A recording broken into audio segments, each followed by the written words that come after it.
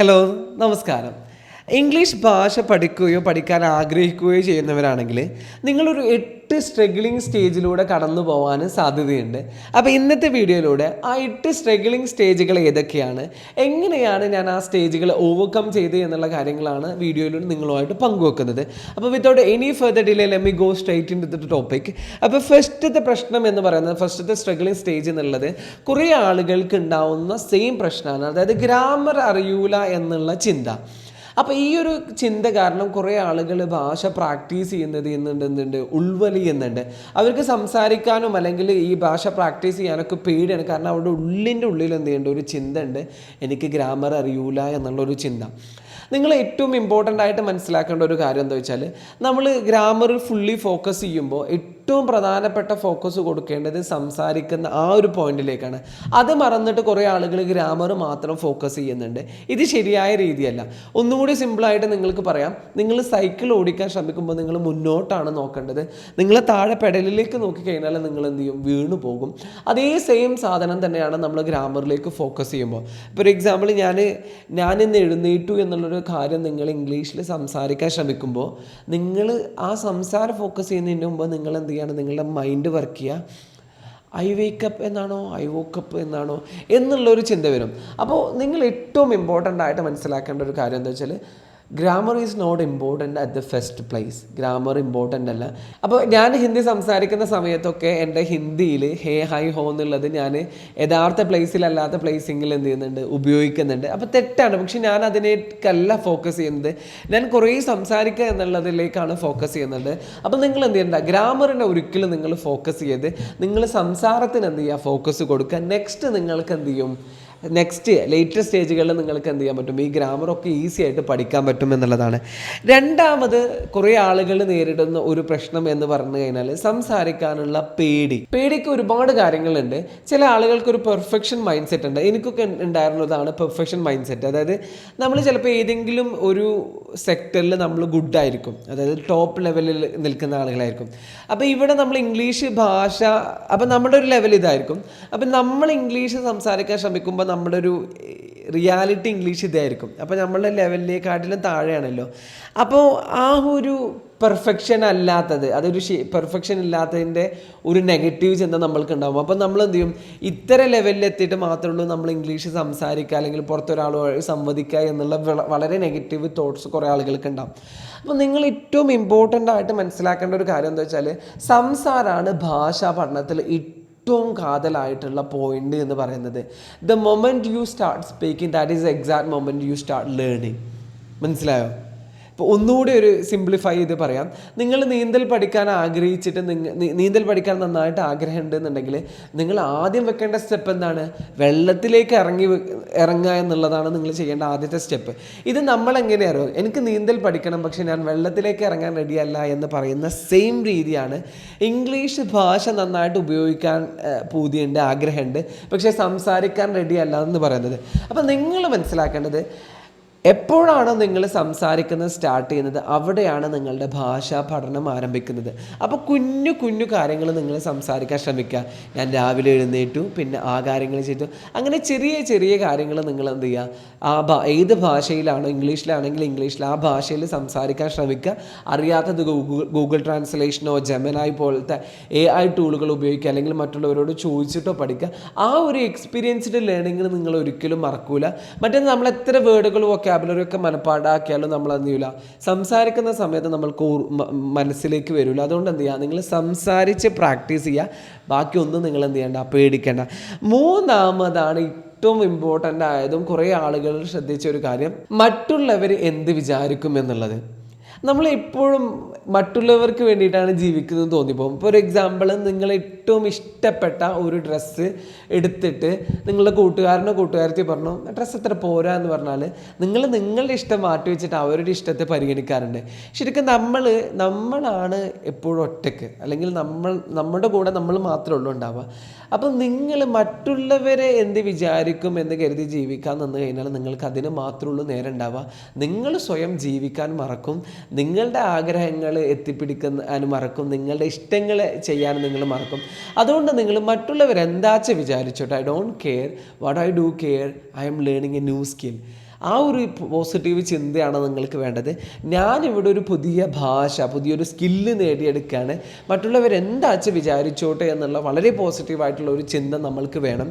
പിന്നെ നിങ്ങൾ ശ്രദ്ധിക്കേണ്ട ഒരു കാര്യം എന്താ വെച്ചാൽ, ചിലപ്പോൾ നിങ്ങൾ ഭാഷ പ്രാക്ടീസ് ചെയ്യുമ്പോൾ ആരെങ്കിലും ഒരാളൊക്കെ ഒന്നോ രണ്ടോ കമൻറ്റുകൾ പറയും. അവർ നിങ്ങൾ വീണ്ടും നാളെയും പ്രാക്ടീസ് ചെയ്യുന്നുണ്ടെന്നുണ്ടെങ്കിൽ അവർ കമൻറ്റ് പറയൂല, അവർക്ക് അതിൻ്റെ എനർജിയൊക്കെ പോയിട്ടുണ്ടാവും. അപ്പോൾ ആരെങ്കിലും എന്തെങ്കിലുമൊക്കെ പറഞ്ഞാൽ അത് ഈ ചെവിലൂടെ കേട്ട് മറ്റേ ചെവിലൂടെ എന്ത് ചെയ്യുക, വിടുക, അതിനെ പരിഗണിക്കേണ്ട എന്നുള്ളതാണ് ഏറ്റവും ഇമ്പോർട്ടൻ്റ് ആയിട്ടുള്ള കാര്യം. അടുത്തത്, നമ്മൾക്ക് കുറേ ആളുകൾക്ക് നേരിടുന്ന ഒരു പ്രശ്നം എന്താ വെച്ചാൽ, പ്രാക്ടീസ് ചെയ്യാൻ ആളുകളില്ല എന്നുള്ളതാണ്. ഞാൻ എൻ്റെ ഭാഷാ പഠനത്തിൻ്റെ സമയത്ത്, ഇംഗ്ലീഷ് സംസാരിക്കാൻ പഠിക്കുന്ന സമയത്ത് ഞാൻ ചെയ്തിരുന്ന കുറച്ച് സിമ്പിൾ ടെക്നിക്സ് ഉണ്ടായിരുന്നു. ഒന്നെന്താ വെച്ചാൽ, ഞാൻ എൻ്റെ തന്നെ വോയിസ്, വീഡിയോ ഒക്കെ എൻ്റെ ഫോണിൽ സ്വയം റെക്കോർഡ് ചെയ്ത് വെക്കും. ചില സമയങ്ങളിൽ ഞാൻ ഒറ്റയ്ക്ക് ഇരുന്നിട്ടൊക്കെ സംസാരിക്കും, ചില സമയത്ത് കണ്ണാടിയുടെ മുമ്പിൽ ഇരുന്നിട്ട് ഞാനിങ്ങനെ വെറുതെ സംസാരിക്കും. അപ്പോൾ ശരിക്കും പറഞ്ഞാൽ ഇപ്പോൾ നമ്മൾക്ക് ഇതിനേക്കാൾ അപ്ഡേറ്റഡ് ആയിട്ടുള്ള ഓപ്ഷൻസ് നമ്മൾക്കുണ്ട്. ഒന്ന് എന്ന് പറയുന്നത് ഹെലോ ടോക്ക് ആണ്. അതായത് നമുക്ക് നേറ്റീവ് സ്പീക്കേഴ്സിനോട് സംസാരിക്കാൻ പറ്റുന്ന ഒരു പ്ലാറ്റ്ഫോമാണ് ഹെലോ ടോക്ക്. അപ്പോൾ ഇതിൻ്റെ ഒരു ഡീറ്റെയിൽ വീഡിയോ നമ്മൾ മുമ്പ് ചെയ്തിട്ടുണ്ട്, അപ്പോൾ താല്പര്യമുള്ളവർക്ക് അത് കാണാം. രണ്ടാമത്, നിങ്ങൾക്ക് ലാംഗ്വേജ് പാർട്ട്ണർ ഇല്ല എന്നുള്ള പ്രശ്നം നിങ്ങൾക്ക് പരിഹരിക്കാൻ പറ്റുന്നത് ജെമിനായി പോലത്തെ AI ടൂളുകളുമായിട്ട് നമുക്ക് ലൈവ് ഇൻ്ററാക്ട് ചെയ്യാൻ പറ്റും. അപ്പോൾ നമുക്ക് അവരോട് ഒരു ഫ്രണ്ട്ലി രീതിയിലൊക്കെ നമുക്ക് എന്ത് ചെയ്യാൻ പറ്റും, സംസാരിക്കാൻ പറ്റും. അപ്പോൾ ഇത്തരത്തിലുള്ള പല AI ടൂളുകളും നമ്മൾക്ക് നമ്മുടെ മുമ്പിൽ അവൈലബിൾ ആണ്. അപ്പോൾ അതൊക്കെ നിങ്ങൾ എന്ത് ചെയ്യുക, ഉപയോഗപ്പെടുത്തുക. ഈ പ്രശ്നങ്ങളൊന്നും നിങ്ങളെ ഇനി എന്ത് ചെയ്യില്ല, നേരിടില്ല. ലാംഗ്വേജ് പ്രാക്ടീസ് ചെയ്യാൻ പാർട്ട്നേഴ്സ് ഇല്ല എന്നുള്ളൊരു പ്രശ്നമൊന്നും ഇനിയത്തെ കാലത്ത് നമുക്ക് പറയാൻ പറ്റൂല. അടുത്ത അഞ്ചാമത്തെ ഒരു പ്രശ്നം കുറേ ആളുകൾ നേരിടുന്നതെന്ന് വെച്ചാൽ, ഇവിടെ തുടങ്ങും എന്നുള്ള അറിയാത്ത കുറേ ആളുകളുണ്ട്. അതായത് എനിക്ക് ഇംഗ്ലീഷ് സംസാരിക്കണം, അല്ലെങ്കിൽ അറബി സംസാരിക്കണം, അല്ലെങ്കിൽ ഹിന്ദി സംസാരിക്കണം, പക്ഷേ എനിക്ക് എവിടെ തുടങ്ങുന്നുണ്ട് എന്നറിയില്ല. നിങ്ങൾ മനസ്സിലാക്കേണ്ടതെന്ന് വെച്ചാൽ, ഏതൊരു ഭാഷാ പഠനത്തിൻ്റെയും മുഖ്യമായിട്ടുള്ള കാതലായിട്ടുള്ള കാര്യം എന്ന് പറയുന്നത് സംസാരമാണ്. അപ്പോൾ നിങ്ങൾ ഫസ്റ്റ് ചെയ്യേണ്ടതെന്ന് വെച്ചാൽ, മെല്ലെ സംസാരിച്ച് തുടങ്ങുക. കുഞ്ഞു കുഞ്ഞു കാര്യങ്ങൾ, കൊച്ചു കൊച്ചു കാര്യങ്ങൾ എന്ത് ചെയ്യുക, നിങ്ങൾ ആ ഭാഷയിൽ സംസാരിക്കാൻ ശ്രമിക്കുക. അപ്പോൾ നിങ്ങൾക്ക് പുതിയ പദങ്ങൾ, പുതിയ വൊക്കാബുലറികളൊക്കെ ആവശ്യമായിട്ട് വരും.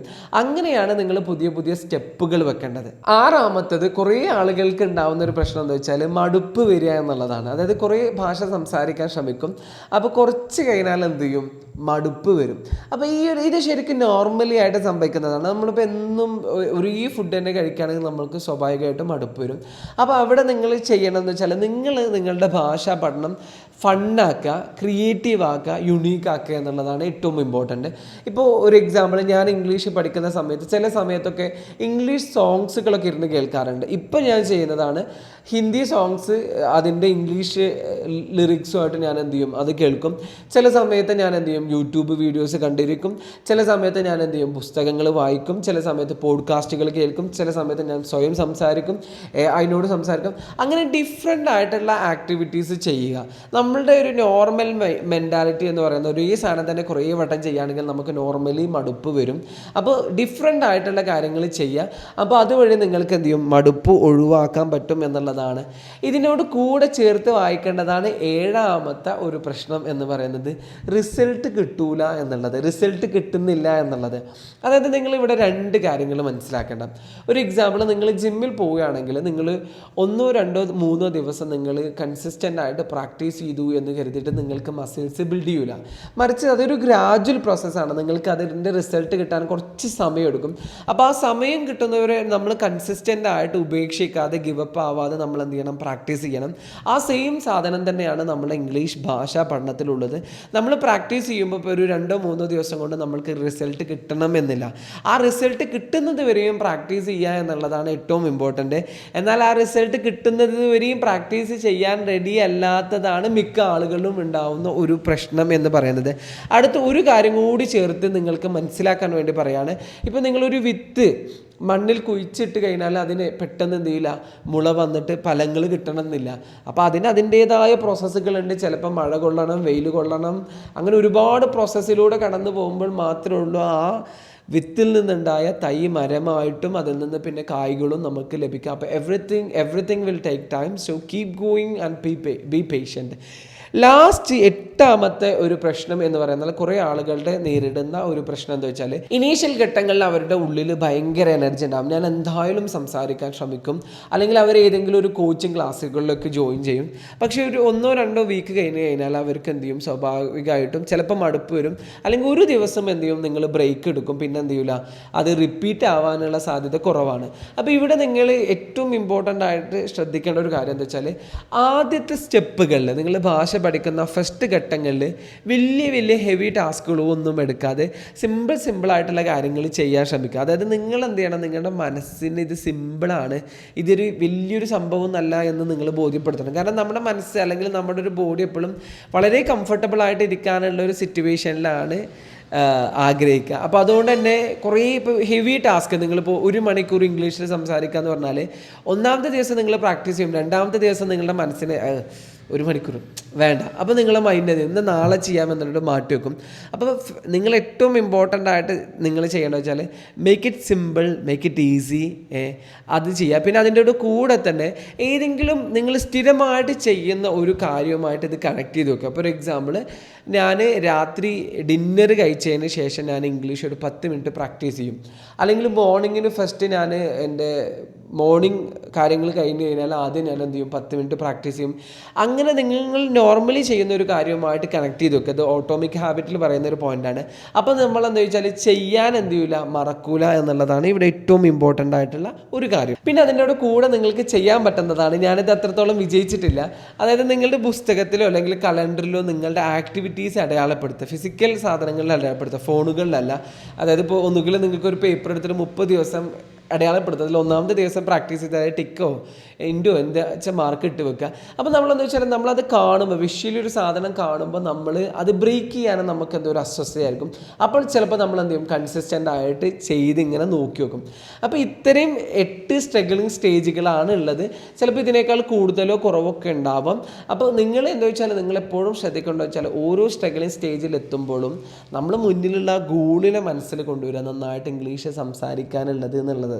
അപ്പോൾ നിന്നിട്ട് എന്ത് ചെയ്യുക, ആ സ്ട്രഗിളിങ് സ്റ്റേജിനെ എങ്ങനെയാണോ വളരെ പോസിറ്റീവായിട്ട് ഓവർകം ചെയ്യുക, അതിൻ്റെ നടപടികൾ നിങ്ങൾ സ്വയം തീരുമാനിക്കുക, കണ്ടെത്തുക എന്നുള്ളതാണ്. എൻ്റെ ചാനലിലൂടെ ഇംഗ്ലീഷ് റിലേറ്റഡ് ആയ ഒരുപാട് കാര്യങ്ങൾ പറയുന്നുണ്ട്. വീഡിയോ ഇഷ്ടപ്പെട്ടിട്ടുണ്ടെങ്കിൽ എന്തായാലും ചാനൽ സബ്സ്ക്രൈബ് ചെയ്യുക. നിങ്ങളുടെ അഭിപ്രായങ്ങൾ കമൻറ്റിൽ പറയാനും മറക്കരുത്. Thank you so much for watching.